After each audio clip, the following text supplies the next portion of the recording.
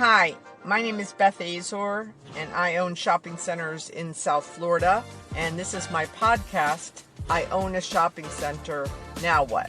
So today I want to talk to you all about being a broker, because many of you own shopping centers.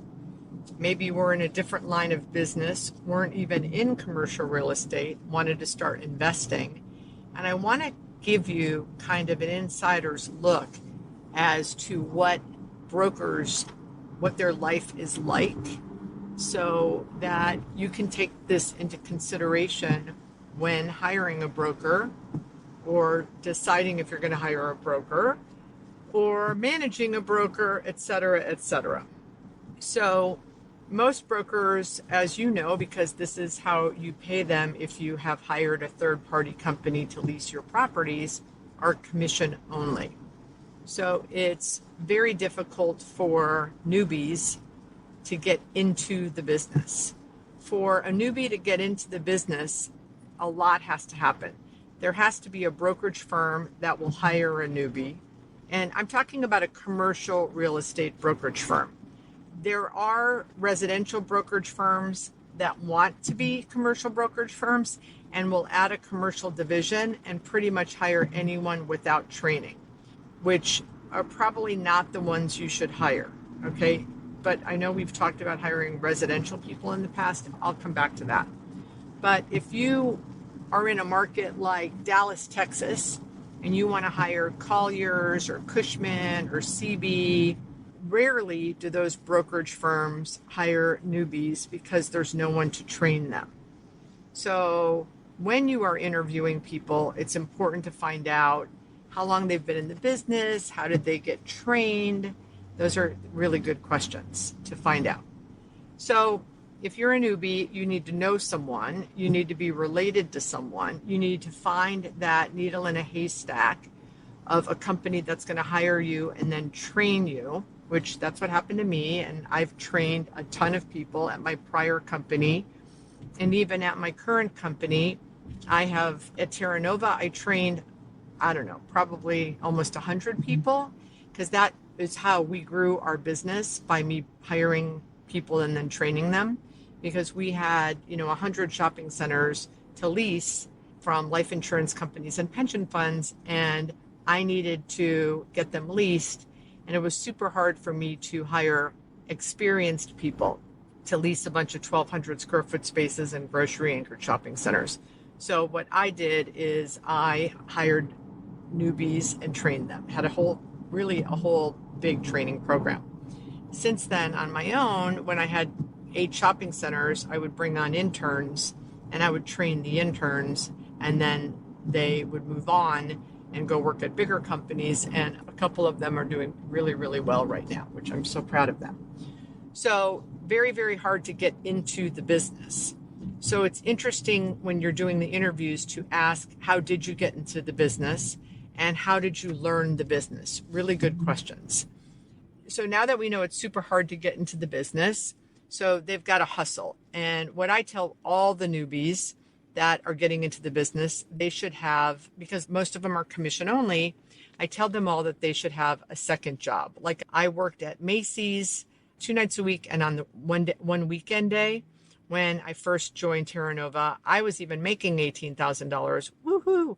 But I needed a second job to supplement my income. I did that for 2 years, until my 3rd year I made $68,000 and I could quit Macy's. So I tell all newbies that they should have a second job.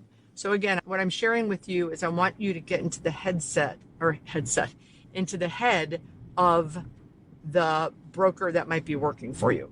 So it's highly likely that they had to have a second job in the beginning, unless they came from money, which, many have come from money. And again, very important question to find out, how did you pay your bills when you first got started? Because if they said, oh, my family helped me, that may give you some insight as to their drive, which is super important when you're hiring a leasing agent.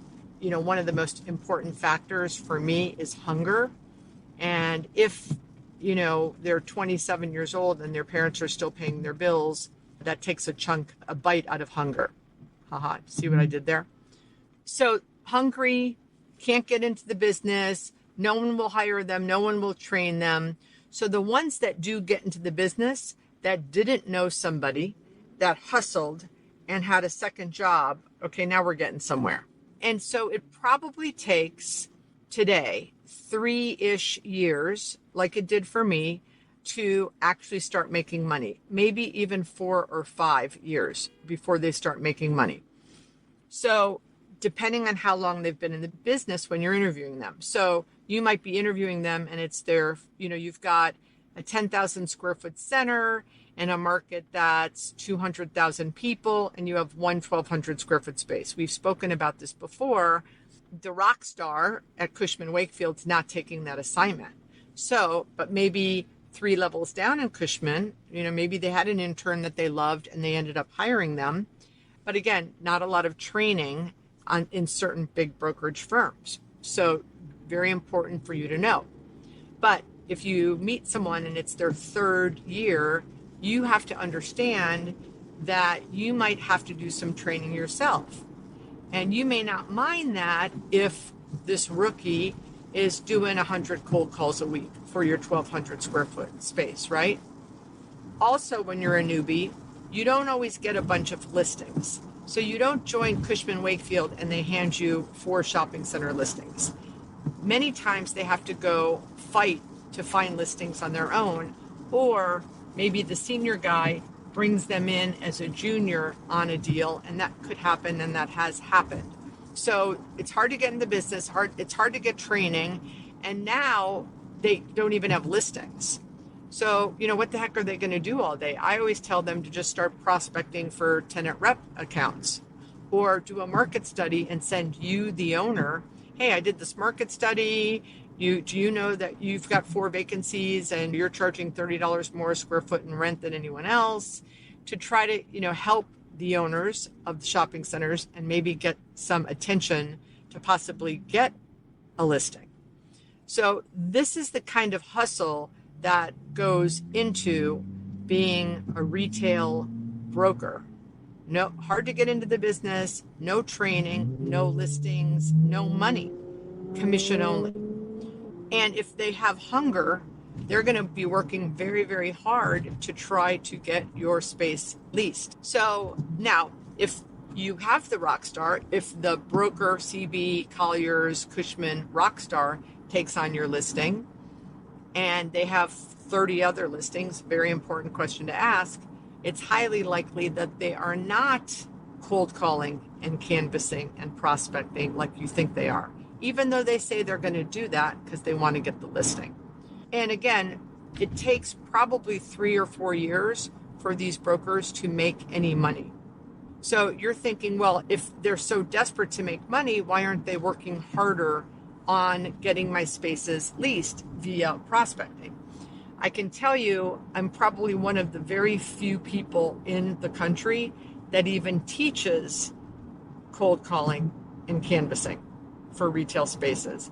I mean, I think people say that they do, but not many companies require it. I train companies all over the country, and one of the first things that the director of leasing tells me is, they say they're prospecting, but we know they're not.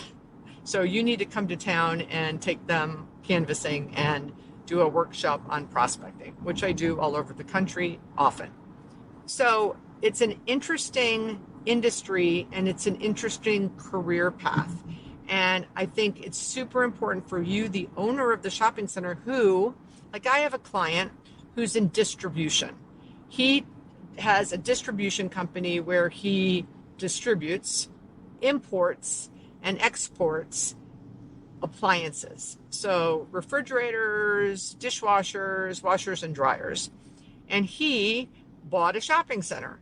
So his idea of a leasing agent, he had no idea. And this is why I had this idea today to talk with some of you that maybe you're in the same boat. Maybe you were in a completely different industry and you decided that you wanted to invest. And now you're like, okay, how do I get my spaces filled? Maybe I should try it myself. Maybe my son should do it. Maybe my nephew should do it. Maybe I should hire a broker. I wanted to give you an insight as to who these brokers are and what their path was to get into the industry. And once they're into the industry, how do they succeed? So it's not easy. Now, I would tell you, once they're in it 5 or 6 years, they've got some experience under the belt, it's great money. I remember thinking when I first got into the business, I couldn't believe how easy it was to lease space, because I prospected all the time, and how much money was in it. You know, I was 29 years old making $68,000 a year. That was in 1989. So, that was probably like $100,000 today. I couldn't believe how easy it was. Go knock on some doors, do a lease, fill some shopping centers, get more shopping centers to fill. So once they're in the business 5 or 6 years, I think and they've learned on their own. They've learned by mistakes. They've learned by tough knocks. Hopefully they have learned by my videos and my YouTube videos that I've been teaching them. So this is a little insight to the people that you are interviewing and hiring to lease your properties. I hope you've enjoyed this podcast today. Please share it, comment, like, subscribe. And I'm putting together an owners group that we'll be sending out in an email soon. I'm anticipating that we will meet monthly on, let's say, a hour to 75-minute phone call with other owners across the country. I do this locally, and we meet quarterly with a group of 12 to 15 of us. But I thought it would be great to do this on a national basis and meet each other and share horror stories or success stories and get each other's experiences.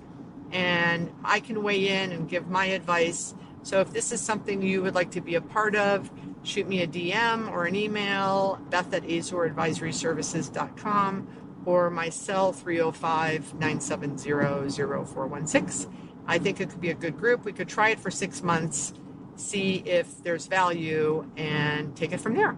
Have a great day.